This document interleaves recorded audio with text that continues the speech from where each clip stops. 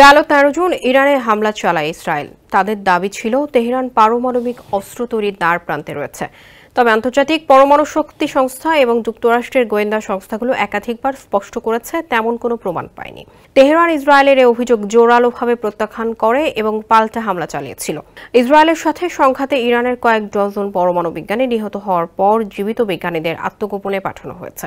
Israel আবারও হামলা চালাতে পারে এই আশঙ্কায় তাদের আত্মগোপনে পাঠানো হয়। দ্য টেলিগ্রাফের প্রতিবেদনে এই তথ্য প্রকাশ পায়। ব্রিটিশ দৈনিকটি জানিয়েছে, ইসরায়েলি তালিকার ১০০ জনের মধ্যে বেঁচে থাকা ১৫ জনেরও বেশি বিজ্ঞানী এখন আর তাদের বাড়িতে বাস করছেন না বা বিশ্ববিদ্যালয়ে ক্লাস নিচ্ছেন না, কারণ নতুন করে ইসরায়েলি হামলার আশঙ্কা রয়েছে।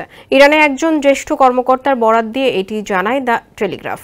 কর্মকর্তারা বলেন, বিজ্ঞানীদের তাদের পরিবারের সদস্যদের সাথে তেহরানে এবং দেশের উত্তর উপকূলে নিরাপদ জায়গায় স্থানান্তরিত করা হয়েছে।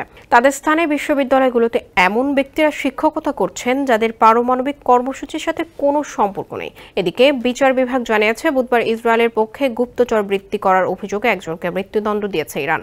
অভিযোগ রয়েছে, ওই ব্যক্তি ইসরায়েলের সাথে সংঘাতের সময় নিহত একজন পারমাণবিক বিজ্ঞানীর তথ্য সরবরাহ করত এবং তা ইসরায়েলে পাচার করত। এই ঘটনার পর ইরান এই পদক্ষেপ নিয়েছে বলে জানায় বিচার বিভাগ।